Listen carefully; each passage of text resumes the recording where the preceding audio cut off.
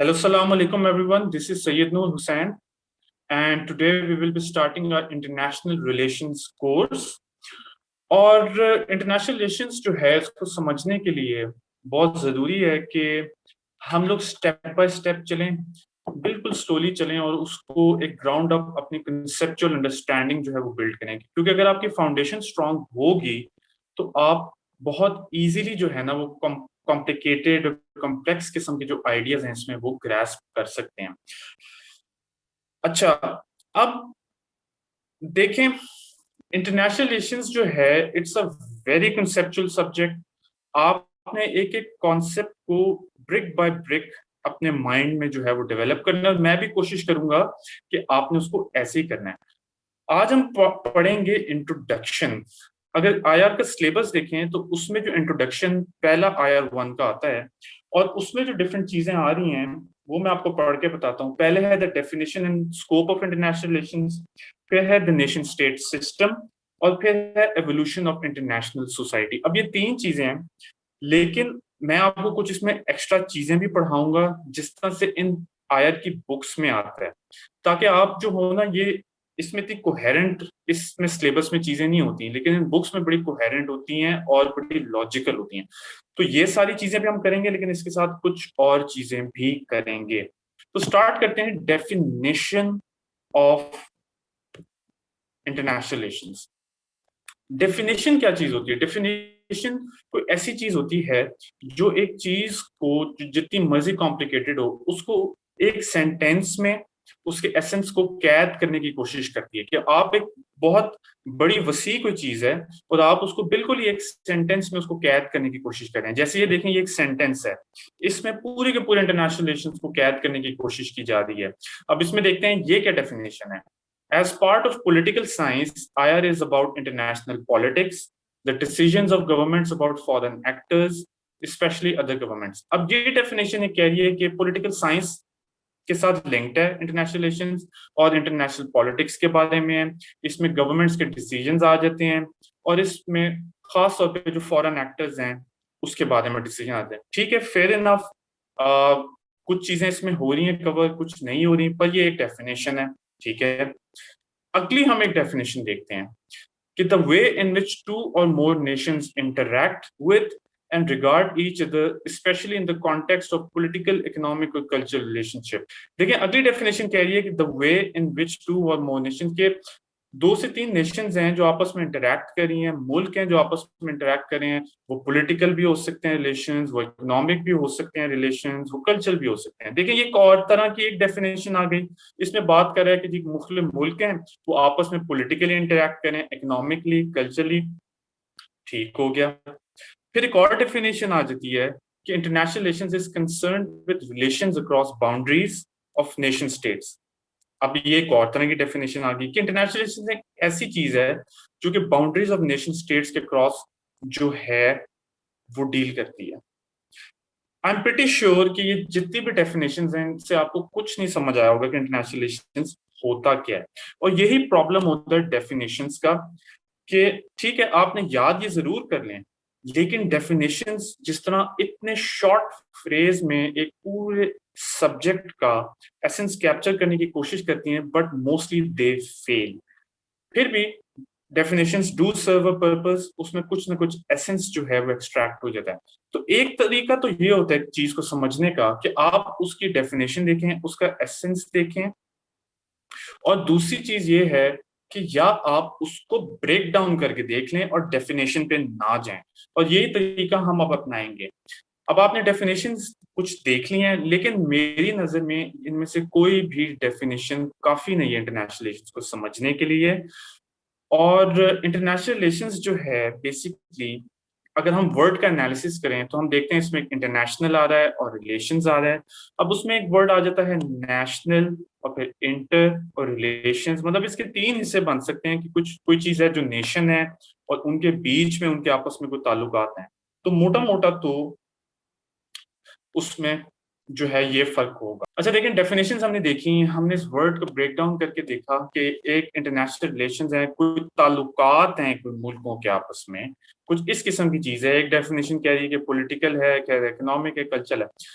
अच्छा, अब इन डेफिनेशंस में हम इसकी जो एक कम्प्लेक्सिटी है इंटरनेशनल रिलेशंस की वो नहीं समझ सकते, हम इंटरनेशनल रिलेशंस के स्कोप को नहीं समझ सकते, हम इंटरनेशनल रिलेशंस एक्चुअली क्या कर रहा है उसको नहीं समझ सकते। तो जो बेहतर तरीका है इंटरनेशनल रिलेशंस को समझने का वो ये है कि हम उसके ब्रेक डाउन करके देखें कि एक्चुअली वो देख क्या रहा है, और फिर हम देखेंगे कि जो एक विजन हमारे जहन में उभरता है, स्पेशली जिन लोगों ने कभी इस बारे में सोचा भी नहीं है, उनके लिए ये तरीका सोचने का अच्छा है। तो अब हम देखते हैं कि इंटरनेशनल रिलेशंस है क्या चीज, और फिर हम देखेंगे कि वो क्या चीज है। तो हम इसको बिल्कुल स्टेप बाय स्टेप और ब्रेक डाउन करके देखेंगे। तो first of all comes international relations scope as a subject, और इस स्कोप को समझते समझते ही हम समझेंगे कि इंटरनेशनल रिलेशंस क्या चीज है, actually what is international relations. ये तभी हमें समझ आ सकता है कि जब हम स्कोप को भी समझें कि इंटरनेशनल रिलेशंस, ठीक है हमें थोड़ा बहुत पता है कि एक सब्जेक्ट है, ये कुछ पढ़ता है, we study something in it, it has something to do with countries, it has something to do with nation states, लेकिन एक्चुअली इसका क्या स्कोप है क्या ये चीज। तो the scope of international relations also defines it कि ये है क्या चीज, इसमें क्या क्या आ जाता है। तो आप अब नोट करें कि scope of international relations as a subject, वो क्या चीजें हैं जो इंटरनेशनल रिलेशंस के जुमरे में आ जाती हैं, और कोई ऐसी डेफिनेशन एग्जिस्ट नहीं करती जो उन सबको कैद कर सके। तो आगे बढ़ते हैं। देखिए, इंटरनेशनल रिलेशंस को समझने के लिए, इसके स्कोप को समझने के लिए, स्कोप क्या चीज होती है कि वो क्या क्या चीजें हैं जो इंटरनेशनल रिलेशंस में पढ़ी जाती हैं, या वो क्या क्या चीजें हैं जो इंटरनेशनल रिलेशन जिनको स्टडी करता है, या जो इसके अंदर कोई रोल प्ले करते हैं, या कुछ ना कुछ इसके साथ उसका लिंक है, वो क्या चीजें। जैसे पाकिस्तान अफेयर्स का क्या स्कोप होता है, पाकिस्तान अफेयर्स का स्कोप होता है कि जी पाकिस्तान से रिलेटेड चीजें होंगी, उसमें यूएस का तो नहीं आएगा। तो स्कोप का मतलब ये होता है कि वो लिमिट है कि जिसके जो जो एक वो एक बाउंड्री है जिसके अंदर वो क्या चीजें हैं जो इंटरनेशनल रिलेशंस जिनको स्टडी करता है। अगर यूएस हिस्ट्री हो तो यूएस हिस्ट्री के स्कोप में सिर्फ यूएस की चीजें आ जाएंगी, उसमें पाकिस्तान नहीं आएगा। तो स्कोप के अंदर हम वो सारी चीजें देखेंगे जो इंटरनेशनल रिलेशंस की आती हैं, and that will help us in understanding के इंटरनेशनल रिलेशंस क्या चीज है। स्कोप से क्या मुराद होता है कि वो क्या चीजें हैं जो उसके अंदर आ जाती हैं। फर्स्ट करें, ये एक दायरा है, this is a scope, yes this is an area, कि जिस ये वो क्या एरिया है, वो क्या दायरा है, और उस दायरे में क्या क्या चीजें आ जाती हैं, वो क्या डिटेल्स हैं, वो क्या चीजें हैं जो उसके अंदर आ जाती हैं। सो दिस इज स्कोप, ठीक है। यस, स्कोप इज दायरा कि वो क्या चीजें हैं। देखिए ना, ये कुछ चीजें बाहर भी हैं, वो उसके दायरे के अंदर नहीं आ रही। अब ये स्कोप है, ये सर्कल, और कुछ चीजें उसमें आ रही हैं, कुछ चीजें उसके बाहर हैं। तो हम इस स्कोप को समझने के लिए, या इंटरनेशनल रिलेशंस क्या करता है, हम दो तरीके से इसको स्टडी कर सकते हैं कि वो क्या एरियाज हैं जिनको इंटरनेशनल रिलेशन स्टडी करता है, और वो कौन से एक्टर्स हैं या डिफरेंट किस्म के लोग हैं, एंटिटीज हैं, ऑर्गेनाइजेशंस हैं, कोई भी ऐसी चीज है जो एक रोल प्ले करते हैं इंटरनेशनल रिलेशंस को। तो स्कोप को भी फर्दर हम दो मेजर कैटेगरीज में जो है वो कैटेगराइज कर सकते हैं कि वो कौन कौन सी दुनिया के अंदर चीजें हैं जिसको इंटरनेशनल रिलेशन स्टडी करता है, और वो कौन कौन से डिफरेंट लोग हैं, नेशंस हैं, ऑर्गेनाइजेशंस हैं, क्या चीज हैं। कोई एक्टर क्या होता है जो कोई भी रोल प्ले करता है, कोई भी रोल प्ले करता है उसे एक्टर कहते हैं, ठीक है।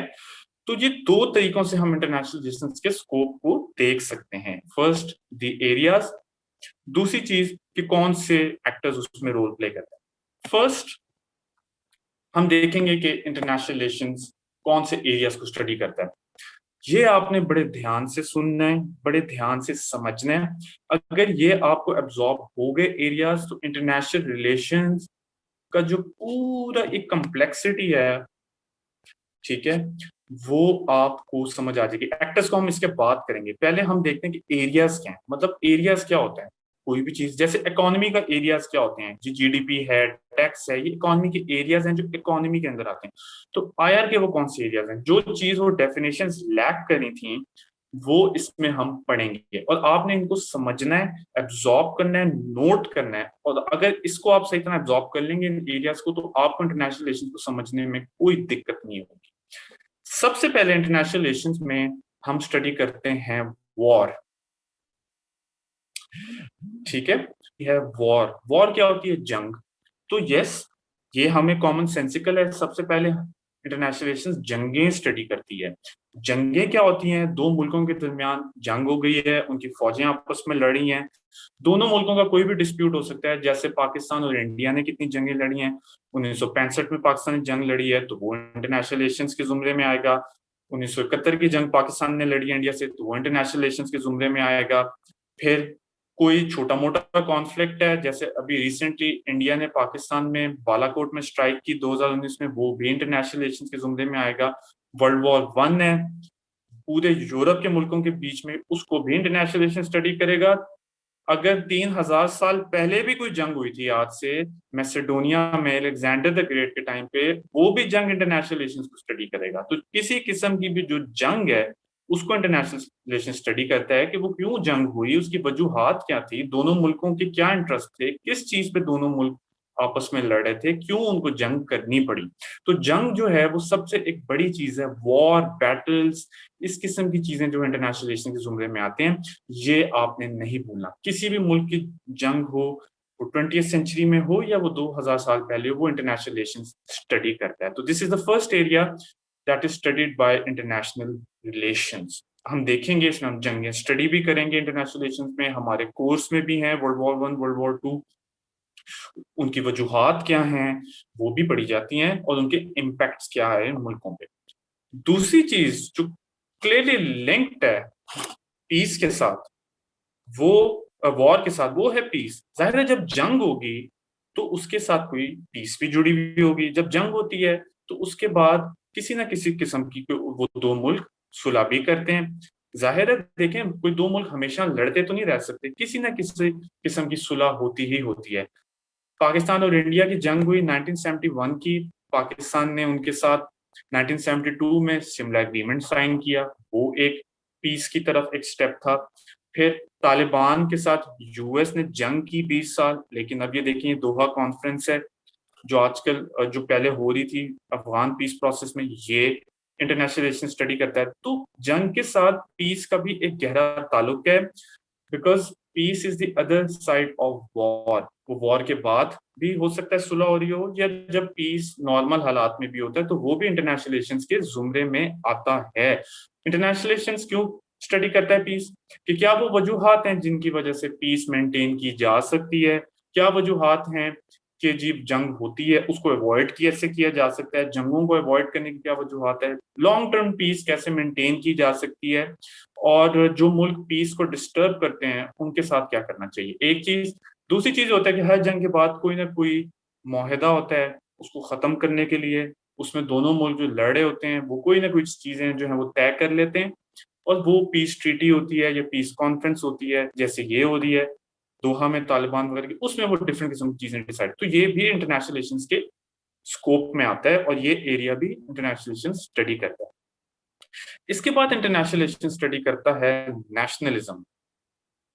अब नेशनलिज्म क्या चीज है? नेशनलिज्म एक फीलिंग का नाम है, अपने मुल्क के लिए मोहब्बत। ये आप देखें, अपने मुल्क के लिए मोहब्बत, उस फीलिंग, उस इमोशन को we call that nationalism. That can also be called patriotism. और इंटरनेशनल रिलेशन उसको भी स्टडी करते हैं कि ये क्या फिनोमिना है कि जो लोग एक मुल्क में रहते हैं वो अपने मुल्क से मोहब्बत करते हैं, ये क्या इसकी हिस्ट्री है, क्या वो फीलिंग की वजूहात क्या है। और नेशनलिज्म जब एक्सट्रीम पे पहुंच जाता है तो दैट बिकम्स अल्ट्रा नेशनलिज्म।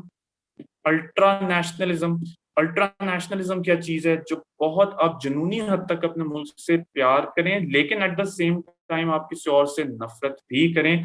जैसे ये एग्जाम्पल मिलती है नाजीज की वर्ल्ड वॉर टू में।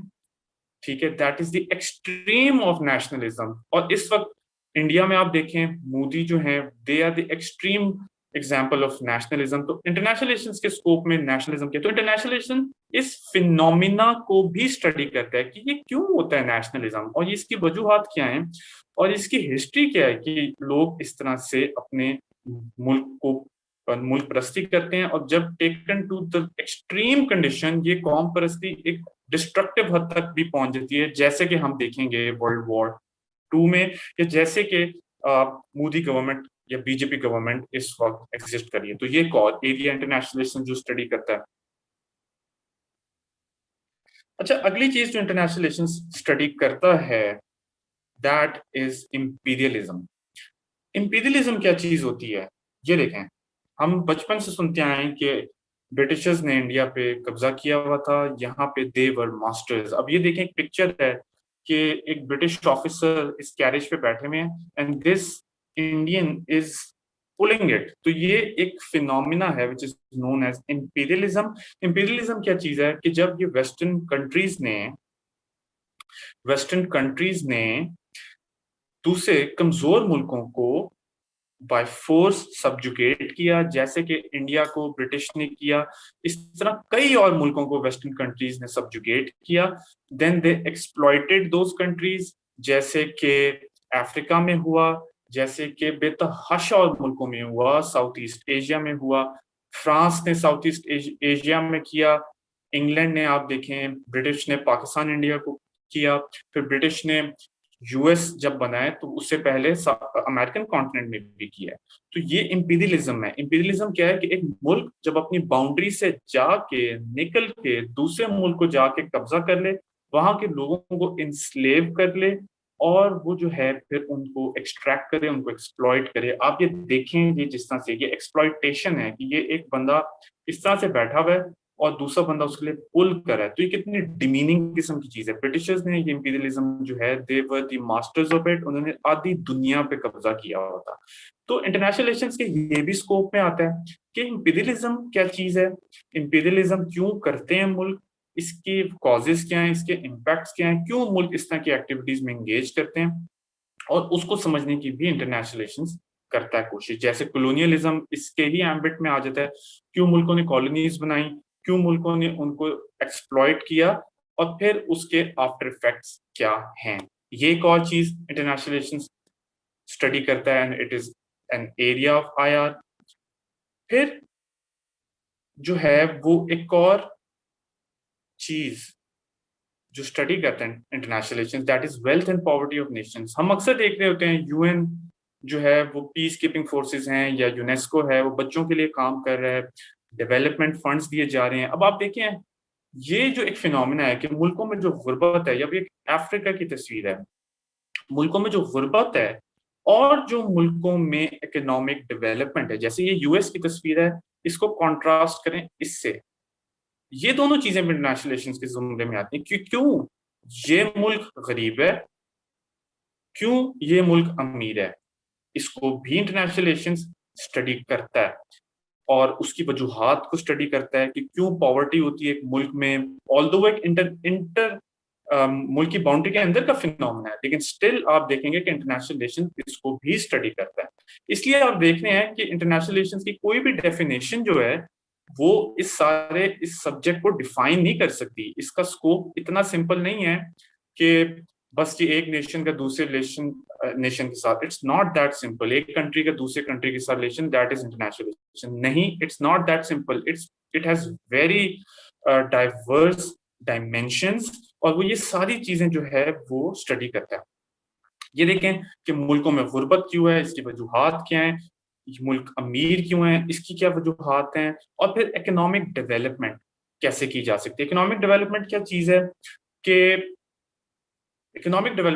है कि जी एक मुल्क है और उसमें एजुकेशन, जो डिफरेंट फैक्टर्स होते हैं डेवलपमेंट के, एजुकेशन, हेल्थ, उसको कैसे इंप्रूव किया जा सकता है। तो देख रहे हैं आपके इंटरनेशनल रिलेशंस का scope with in the countries भी आ जाता है, ये मुल्कों से सिर्फ बाइस का नहीं है। अच्छा, इकोनॉमिक डेवलपमेंट भी स्टडी करता है कि एक मुल्क की क्या इकोनॉमिक फैक्टर्स हैं, कैसे उसकी इकोनॉमी जा रही है। देखें, इकोनॉमिक डेवलपमेंट स्टडी करता है, ये तो आईएमएफ का एक पाकिस्तान में रोल है ना, या वर्ल्ड बैंक का एक रोल है, या इस तरह के डेवलपमेंट के जो इदारे हैं, यूएन का एक रोल है। अब यूएन तो एक इंटरनेशनल ऑर्गेनाइजेशन है, लेकिन देखिए विद इन द कंट्री भी चीजें मॉनिटर करते हैं, तो ये भी इंटरनेशनल रिलेशंस के स्कोप में आ जाता है।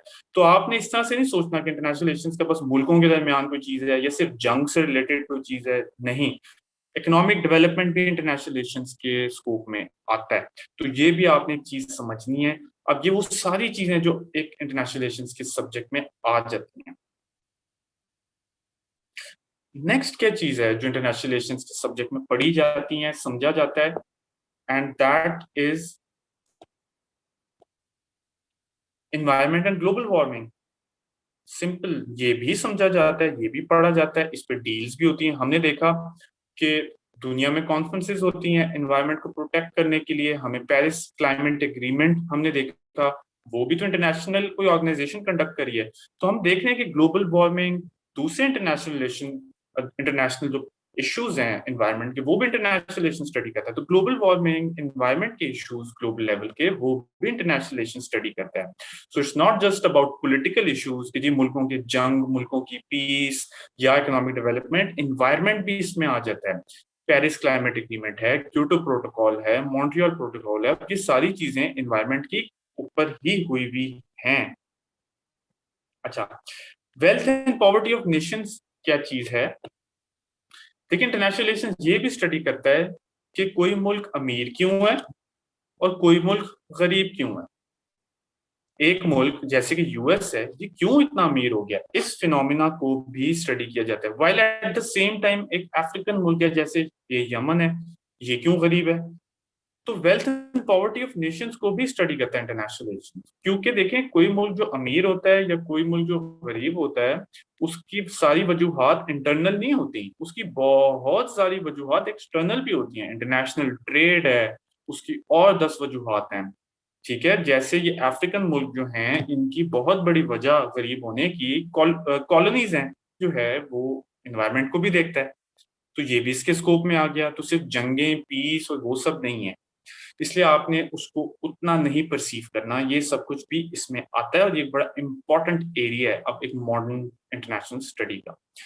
फिर इंटरनेशनल रिलेशंस जो है वो ह्यूमन राइट्स को भी स्टडी करता है। ह्यूमन राइट्स को भी स्टडी करता है, ह्यूमन राइट्स की क्या चीज है, ह्यूमन राइट्स को प्रोटेक्ट भी करता है, वो भी तो इंटरनेशनल रिलेशन है। जो ठीक है, डिक्लेरेशन ऑफ ह्यूमन राइट्स उसे कहते हैं, declaration of human rights United Nations का है, वो तो देखिए इंटरनेशनल ट्रीटी है, लेकिन वो protect human rights with in the countries कर रही है। तो ह्यूमन राइट्स को भी इंटरनेशनल रिलेशन स्टडी करता है, कहाँ पे अब्यूज हो रहे हैं, क्यों हो रहे हैं, क्या वजूहत हैं। तो ये एक और एरिया जिसको इंटरनेशनल रिलेशन स्टडी करता है। फेयर इनफ, सिंपल है।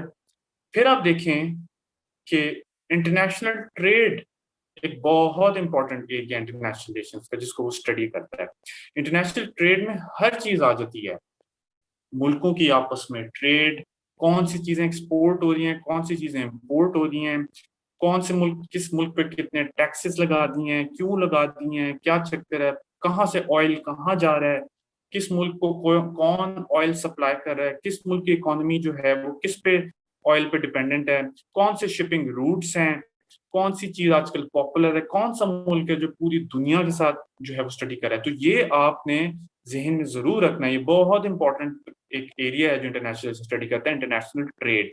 जिस तरह आप देखें, आपने सुना होगा बेल्ट एंड रोड इनिशिएटिव। अब वो क्या चीज है, इकोनॉमिक प्रोजेक्ट है चाइना का, लेकिन आप ये देखें कि उसके थ्रू वो क्या करेगा, ट्रेड करेगा पूरी दुनिया से। वो अपने कनेक्शंस बना रहा है पूरी दुनिया के साथ, तो वो ट्रेड करेगा। तो वो एक बीआरआई अगर इंटरनेशनल रिलेशंस के जुमरे में आता है, उसके स्कोप में आता है, तो इंटरनेशनल ट्रेड भी आता है। तो किसी भी किस्म के इंटरनेशनल ट्रेड को भी इंटरनेशनल रिलेशन स्टडी करता है। उसमें फिर ऑर्गेनाइजेशंस आ जाती हैं, जैसे वर्ल्ड ट्रेड ऑर्गेनाइजेशन है, डब्ल्यूटीओ जिसे कहते हैं, इंटरनेशनल रिलेशंस के अंदर ही आता है। तो इंटरनेशनल ट्रेड भी आता है, क्योंकि इंटरनेशनल ट्रेड का बड़ा क्लोज लिंक है वॉर एंड पीस से भी। जैसे आप देखें, इंडिया और पाकिस्तान एक दूसरे के साथ ट्रेड नहीं करते क्योंकि हमारे पॉलिटिकल हालात नहीं सही। तो इंटरनेशनल ट्रेड की भी पॉलिटिकल डायमेंशन होती है। अगला क्या चीज इंटरनेशनल रिलेशन स्टडी करता है, स्टेट्स को स्टडी करता है। स्टेट हम बाद में देखेंगे क्या चीज होती है, लेकिन अभी आप जहन में रखें, मुल्क, कोई भी कंट्री, तो इंटरनेशनल रिलेशंस उसको भी स्टडी करता है। और फिर भी ये भी देखता है कि कोई नया मुल्क भी बन गया है, कोई मुल्क तबाह हो गया है, और मुल्क होती क्या चीज है, सबसे पहले तो ये देखता है। फिर मुल्क नए भी बन जाते हैं, मुल्क खत्म भी हो जाते हैं, तो ये चीजें भी जो है इंटरनेशनल रिलेशन स्टडी करता है। अब आप देखें, ये साउथ सूडान जो है, ये सबसे लेटेस्ट मुल्क है जो कि वजूद में आया, ये आप जहन में रखें एग्जांपल। और इंटरनेशनल रिलेशंस इसको स्टडी करता है। अभी south Sudan if I am not wrong 2010 में मुल्क बना है, ये प्लीज डबल चेक कर लीजिएगा, 2010 है या 2012 है, आई थिंक 2010 है। तो साउथ सूडान जो है ये लेटेस्ट मुल्क है 2011, ठीक है। ये आप जहन में रखें, मतलब मैं एग्जांपल ही देना चाह रहा हूँ कि मुल्क हमेशा से नहीं और हमेशा नहीं रहेंगे, नए मुल्क भी वजूद में आए थे। So this is the latest country जो है जो वजूद में आया और जो यूएन का मेंबर भी बना है, ठीक है। तो इंटरनेशनल रिलेशंस इनको भी स्टडी करता है कि एक मुल्क क्या चीज है और वो मुल्क जो है वो वजूद में कैसे आ रहा है, वो खत्म कैसे आ रहा है, तो ये चीजें भी इसमें आ जाती हैं। फिर अगली चीज इंटरनेशनल रिलेशंस के एरिया में बहुत इंपॉर्टेंट है, दैट इज न्यूक्लियर वेपन्स। अब जी वॉर के साथ बड़ा एक क्लोज लिंक है, लेकिन न्यूक्लियर वेपन्स अपने आप में एक बहुत बड़ा एरिया है जिसको इंटरनेशनल रिलेशंस में स्टडी किया जाता है। न्यूक्लियर वेपन्स को बहुत इंपॉर्टेंट एरिया है, क्यों? न्यूक्लियर वेपन्स से आप विद इन मिनट्स पूरे पूरे मुल्क तबाह कर सकते हैं, स्पेशली जो न्यूक्लियर वेपन्स, जो एटॉमिक वेपन्स अभी मौजूद हैं। इंटरनेशनल रिलेशंस उसको बड़ा क्लोजली जो है ये इंपॉर्टेंट एरिया है, उसमें ये समझा जाता है कि न्यूक्लियर वेपन्स किन मुल्कों के पास हैं, कितनी उन मुल्कों की कैपेसिटी है, कितने उनके पास जो है वॉर हेड्स हैं, क्या उनकी रेंज है उनके मिसाइल्स की, कौन से मुल्क जो उनसे थ्रेट में हो रहे हैं, एक चीज। दूसरा फिर इसमें यह स्टडी किया जाता है कि कैसे दुनिया को न्यूक्लियर वेपन से बचाया जा सकता है। उसमें डिफरेंट चीजें आ जाती हैं, जैसे नॉन प्रोलिफरेशन। नॉन प्रोलिफरेशन क्या चीज है? प्रोलिफरेशन होता है किसी भी चीज का फैलना, बढ़ना, इंक्रीज होना। तो नॉन प्रोलिफरेशन क्या चीज होती है कि न्यूक्लियर वेपन्स को फैलने से बचाना, तो वो भी इंटरनेशनल रिलेशन स्टडी करता है। तो ये एक बहुत इंपॉर्टेंट एरिया जो इंटरनेशनल रिलेशन में आता है, ये उसके स्कोप में एक बहुत इंपॉर्टेंट चीज है। फिर इंटरनेशनल ऑर्गेनाइजेशंस इंटरनेशनल रिलेशंस के ही एम्बिट में आती हैं। इंटरनेशनल ऑर्गेनाइजेशंस क्या होती हैं? जो मुख्तलिफ ऑर्गेनाइजेशंस हैं जो मुल्कों ने मिलकर बनाई हुई हैं, जैसे यूनाइटेड नेशंस। न्यूक्लियर वेपन्स से जो खतरा है उसको किस तरह मिनिमाइज किया जा सकता है, ये भी उसके एम्बिट में आ जाता है। अगली चीज है इंटरनेशनल ऑर्गेनाइजेशंस, ये भी आईआर के एरिया जो ये स्टडी करता है और इसके स्कोप में आता है। कैसे इसके स्कोप में आता है? यूनाइटेड नेशंस है, डब्ल्यूटीओ है, वर्ल्ड ट्रेड ऑर्गेनाइजेशन है, नेटो है जो मिलिट्री अलायंस हो सकती है, सार्क है, साउथ एशियन जो रीजनल कोऑपरेशन ऑर्गेनाइजेशन है जिसमें पाकिस्तान, इंडिया, ये सारी की सारी इंटरनेशनल ऑर्गेनाइजेशंस आ जाती हैं पाकिस्तान ये इसके एम्बिट में, इंटरनेशनल रिलेशंस के। और ये बहुत ही अहम रोल प्ले करती हैं इंटरनेशनल रिलेशंस में, इसलिए ये भी आ जाती हैं। अगली चीज इंटरनेशनल रिलेशंस जो स्टडी करता है दैट इज ग्लोबलाइजेशन। ये बड़ा एक इंटरेस्टिंग फिनोमेना है जो कि मॉडर्न दुनिया में वजूद में आया है। और आप ये देख सकते हैं, अच्छा ये भी एक, इस पे भी एक बहस है कि मॉडर्न दुनिया में वजूद में आया भी है कि नहीं, लेकिन चलें हम उसको फेस वैल्यू पे भी ले लेते हैं।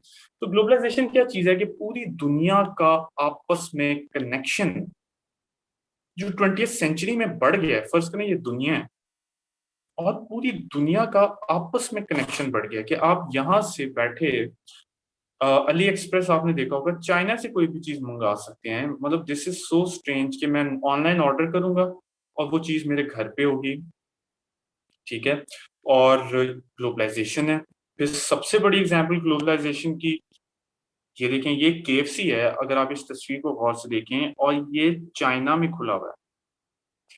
और कितनी इंटरेस्टिंग चीज है कि एक फिनोमेना, एक रेस्टोरेंट जो कि यूएस में वजूद में आया है और अब वो चाइना में खुला हुआ है। मतलब ये कितनी एक अजीब सी चीज है। तो ये ग्लोबलाइजेशन है जो एक डिफरेंट किस्म की चीजें जो पूरी दुनिया में इस वक्त आपस में शेयर हो रही हैं, कल्चरल चीजें शेयर हो रही हैं या इकोनॉमिक चीजें शेयर हो रही हैं या कनेक्शन बढ़ रहा है। आप सोशल मीडिया देख लें, यहाँ से बैठे मैं यूएस में किसी को भी कॉल कर सकता हूँ, व्हाट्सएप कर सकता हूँ, तो दैट इज ग्लोबलाइजेशन। अब ग्लोबलाइजेशन को इंटरनेशनल रिलेशंस के एम्बिट में आता है, उसके स्कोप में आता है कि ग्लोबलाइजेशन क्यों बढ़ रही है, कम हो रही है, ज्यादा हो रही है, उसकी वजूहात क्या है, ग्लोबलाइजेशन अच्छी चीज है या बुरी चीज है, उसका फायदा क्या है, उसका नुकसान क्या है। तो ग्लोबलाइजेशन भी इसके एक एरिया में आ जाता है। अगली चीज एक है ह्यूमन डेवलपमेंट। हमने पहले देखी थी इकोनॉमिक डेवलपमेंट, तो ह्यूमन डेवलपमेंट भी उसके साथ लिंक्ड है। ह्यूमन डेवलपमेंट भी इंटरनेशनल रिलेशंस के उसमें आ जाता है एम्बिट।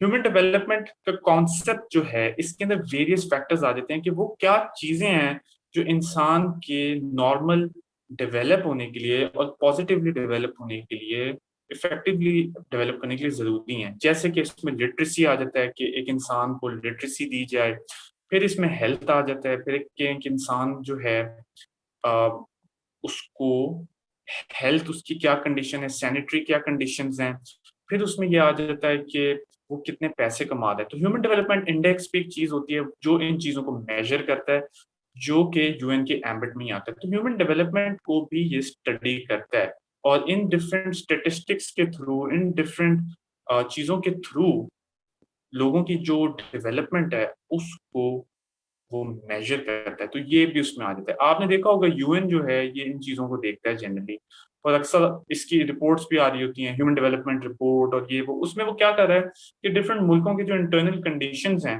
वो उसमें मेजर कर रहा है कि जी अफ्रीका का मुल्क है घाना या कोई भी और मुल्क हो सकता है, उसमें नाइजीरिया, उसका ये ह्यूमन डेवलपमेंट है इंडेक्स है, जिसका मतलब ये होता है कि वहाँ पे जो है क्या लोगों की कंडीशंस हैं, क्या लोगों के हालात हैं। तो ये इसलिए इसका ये एक भी एम्बिट है इंटरनेशनल रिलेशंस का। बेशक वो मुल्कों के अंदर है, लेकिन इंटरनेशनल रिलेशंस के ही एम्बिट में आता है। तो आपने इस तरह से नहीं सोचना इंटरनेशनल रिलेशंस को कि बस ये मुल्कों से बाहर होता है। अगली चीज़ है एथनिसिटी एंड जेंडर, ये भी इंटरनेशनल रिलेशंस के अंदर आ सकता है कि वुमेन राइट्स या इंटरनेशनल लेवल पे जो है वो अ, विमेन पे क्या इम्पैक्ट है, इसमें हम थ्योरी भी देखेंगे, जैसे फेमिनिस्ट थ्योरी है इंटरनेशनल रिलेशंस की, वो भी देखेंगे।